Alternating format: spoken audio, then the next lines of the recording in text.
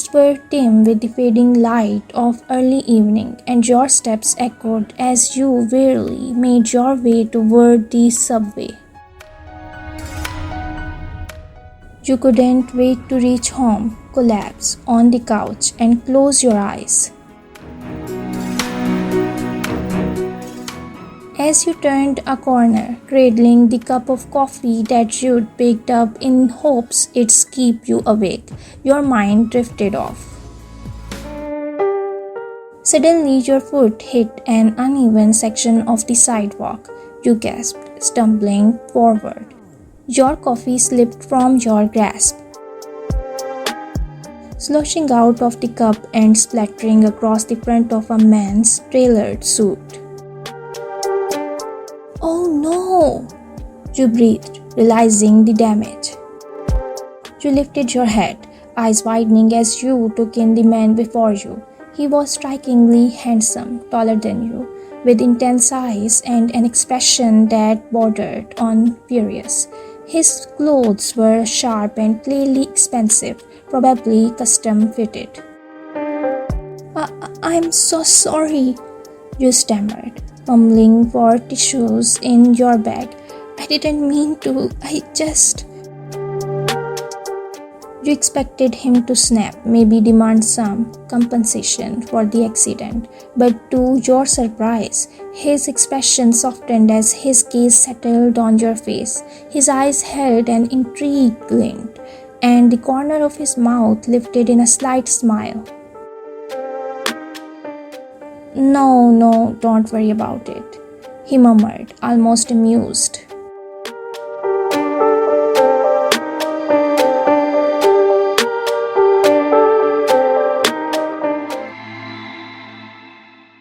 You blinked, taken aback.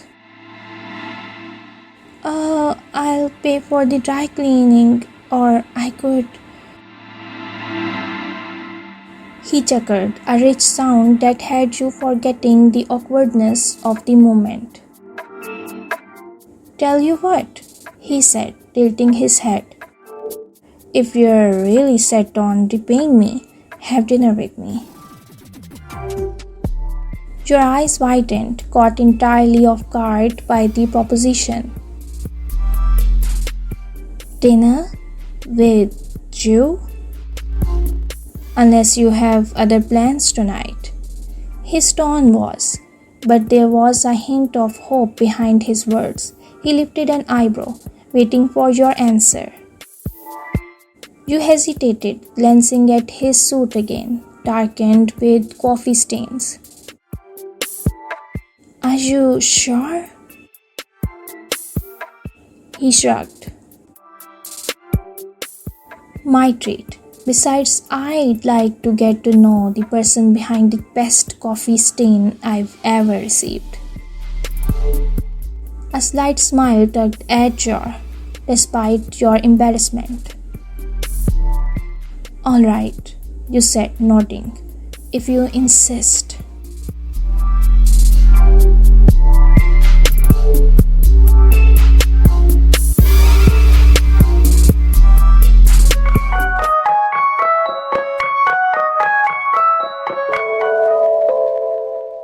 The restaurant he took you to was upscale, with elegant lighting and soft music playing in the background.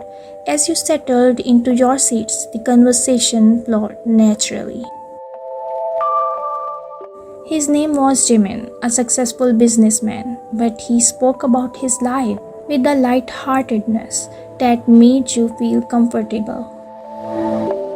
"So tell me," he said, his gaze warm as he leaned forward, "what led to that coffee incident?" You laughed, shaking your head.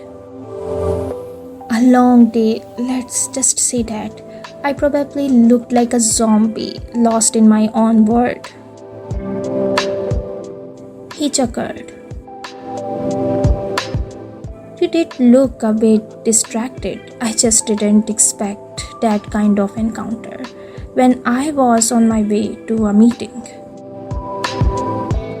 You covered your mouth, horrified. "Oh no, did I make you late?" A bit, he admitted, grinning. But meeting you is much more memorable than any meeting. You rolled your eyes playfully. Now you're just being nice. He shook his head, his gaze sincere.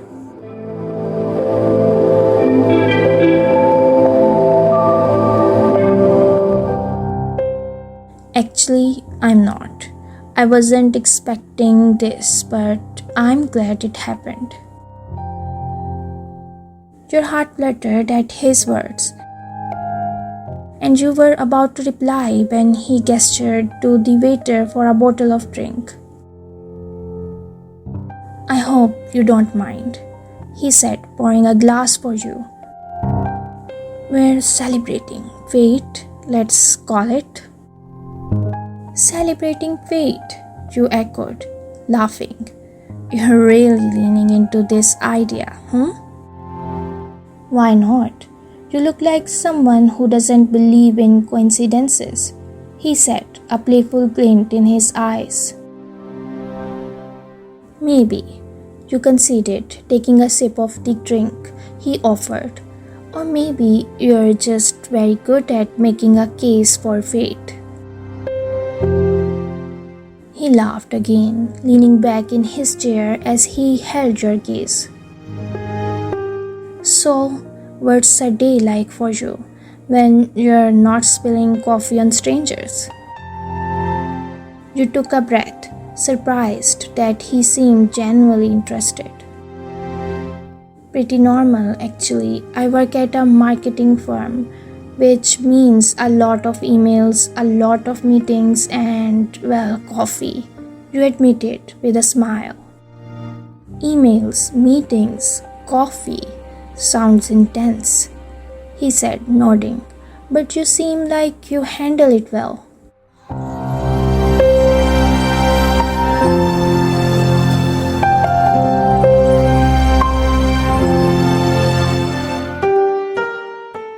You smiled. I try. Alright, if I'm being honest, today was rough. His gaze softened and he reached across the table, his hand over yours for a moment before pulling back. Everyone has rough days, he said, but tonight, maybe you can let go of that. You looked at him, appreciating the sincerity in his tone. You're right. Tonight's already been a lot better than I could expect it. The night wore on, laughter and easy conversation filling the space between you.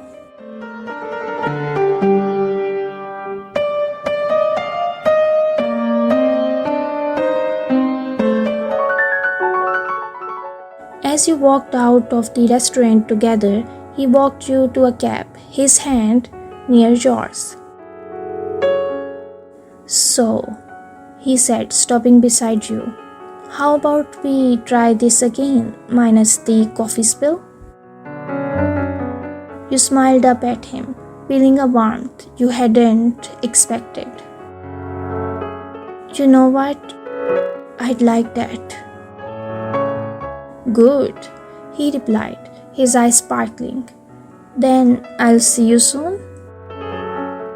Definitely. And as the cab pulled away, you watched him standing on the sidewalk. His expression softened, just as intrigued as you were.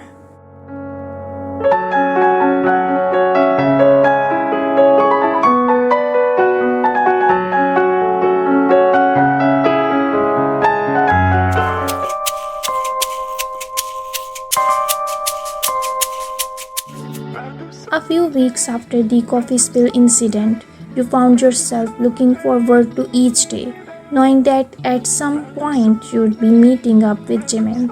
He'd call or text after work, always with a charming excuse to see you.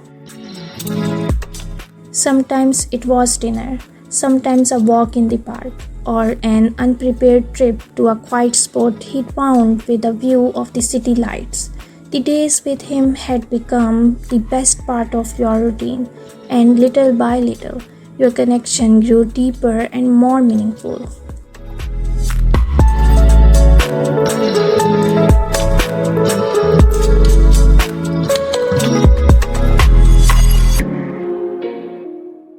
One night, after an incredible dinner he'd surprised you with on a rooftop, Jimin reached across the table, his fingers brushing yours. He looked at you with that same warm, sincere gaze that made you feel seen. "You know," he said softly, his thumb brushing your knuckles.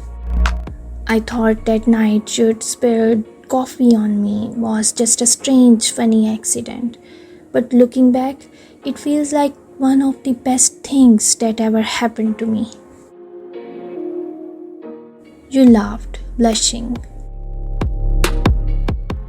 "It was a pretty memorable introduction." "It was," he agreed, his gaze intense. "I don't know if you feel the same, but I can't imagine not having met you."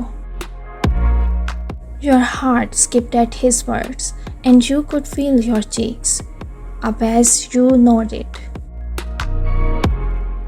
"I feel the same," you whispered, feeling your heart race.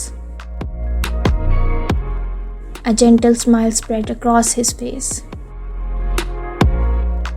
"That's good, because I wanted to ask you something." Before you could process his words, Jimin pulled out a small velvet box from his coat pocket, revealing a beautiful sparkling ring nestled inside. You gasped, your hands flying to your mouth as you looked from the ring to him, your heart swelling with emotion.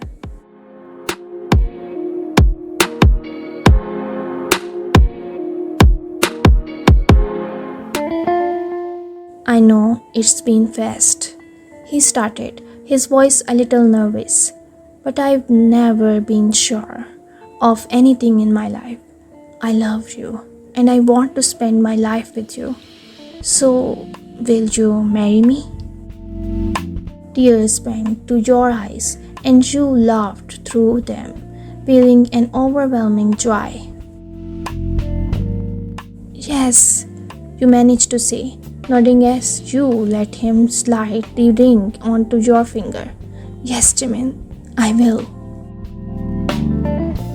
In that moment, he pulled you into his arms, holding you close, as the city lights sparkled around you like stars. And in that embrace, you knew that you had finally found home, one that started with an unexpected stumble and a spilled coffee.